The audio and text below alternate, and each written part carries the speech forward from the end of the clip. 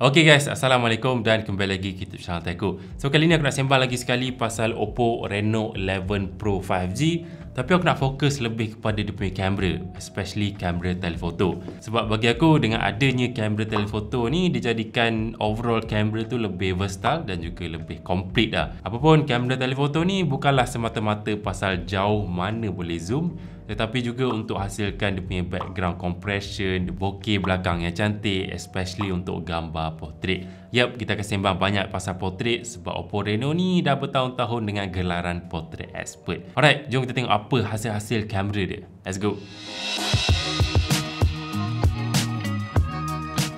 Of course, perkara pertama adalah specs kamera telefoto dia. Oppo Reno 11 Pro gunakan kamera telefoto 32 pixel, sensor Sony IMX709 yang boleh zoom optical 2 kali ganda sama dengan focal length 47mm.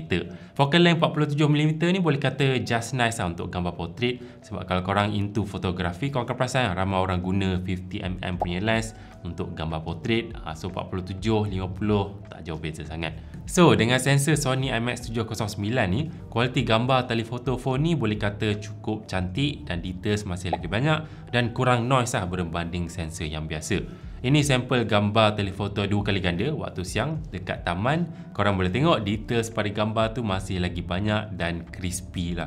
Dan untuk gambar waktu malam dekat kedai makan pun details pada muka aku tu masih lagi banyak dan noise pun sangat kurang lah. Tak adalah macam kabur-kabur ke apa kan. So boleh nampak yang sensor Sony ni memang sharp dan meyakinkan. Okay, so apa yang special sangat pasal kamera telefoto? Macam aku cakap pada intro tadi, kamera telefoto ni dia akan hasilkan gambar dengan background yang compress, bokeh yang lawa dan juga overall aku boleh kata nampak lebih professional.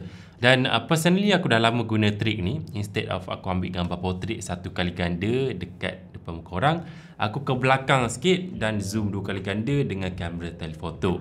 Dan korang boleh tengoklah hasil-hasil dia memang banyak perbezaan. Untuk gambar 1 kali ganda yang biasa bukan telefoto, korang boleh tengoklah muka tu macam agak dekat, dia punya angle kamera dia macam pelik, terlalu lebar sikit dan dia tak nampak profesional. Background belakang pun tak compress pun. Manakala ini pula hasil bila korang ke belakang sikit dan zoom 2 kali ganda.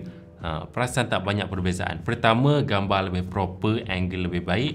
Dan yang kedua, background belakang tu memang compress. Tengok pilih surat ni lebih dekat pada gambar telefoto 2 kali ganda dan pondok belakang ni pun nampak lebih dekat pada gambar telefoto berbanding gambar biasa. Jadi kalau korang nak ambil gambar portrait yang cantik, guna kamera telefoto.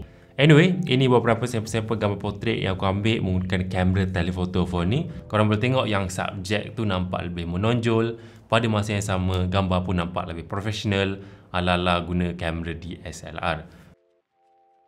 Okay, sekarang aku nak sentuh pasal mode portrait. Aku nak cakap pasal potongan-potongan bokeh dekat gambar ni. Korang boleh tengok potongan dia cukup kemas. Boleh tengok pada bahagian rambut aku tu, alunan-alunan rambut tu dia potong dengan elok.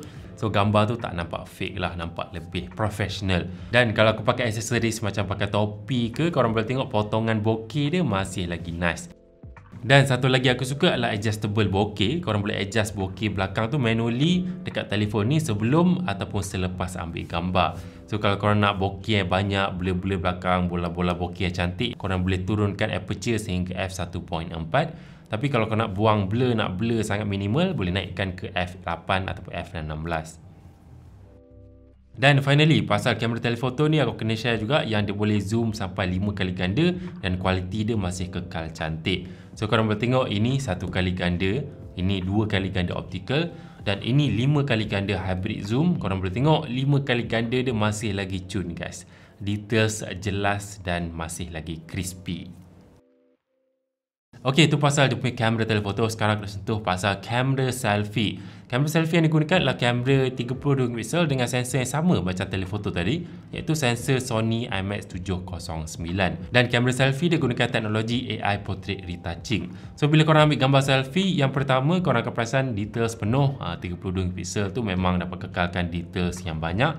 Dan yang kedua, tekstur dan juga tona warna muka aku tu pun masih lagi terjaga dan dia tak overexpose lah, tak adalah terlalu soft. Dan untuk portrait selfie, bola-bola bokeh belakang tu memang cantik.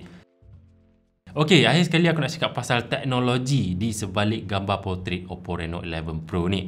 So, Oppo ni dia dah berbincang dan mendapatkan feedback dari pakar-pakar fotografi untuk gambar portrait terbaik dan terhasillah Portrait Expert Engine. So, setiap gambar portrait dari telefon ni akan melalui 4 proses. Yang pertama, facial recognition. Dia akan recognize mana muka, mana background dan kemudian dia akan asingkan. Dan yang kedua, dia akan maintainkan muka korang dari segi warna kulit dan juga bentuk muka supaya overall nampak lebih natural dan tak nampak fake lah. Dan yang ketiga, dia akan jelaskan muka tu dan cantikkan lighting gambar tu. So untuk gambar ni korang boleh tengok lighting belah kanan gelap sikit, so ada kontras kat situ. Pada masa yang sama, texture muka aku tu masih lagi terjaga. Nampak real lah, penuh dengan insecurities kat situ. Dan yang keempat, dia akan cantikkan gambar dengan background optimization. So korang boleh tengok dekat belakang tu ada bola-bola bokeh yang cantik. Dan juga belakang tu HDR dia cukup bagus sebab belakang tak overexpose ataupun underexpose. So inilah teknologi portrait siri Oppo Reno 11. So guys, itu sahaja pasal kamera Oppo Reno 11 Pro. So kalau korang mencari sebuah telefon yang solid dari segi gambar portrait, gambar telefoto, boleh check out lah telefon ni. Aku puas hati lah dari segi portrait dia. Boleh kata antara yang terbaik lah dalam segmen dia. Alright, komen sikit pendapat korang. Like video ni kalau korang suka. Subscribe to channel aku kalau belum subscribe. Thank you support dan jumpa lagi pada video datang. Stay safe, hati-hati, stay safe. Bye bye.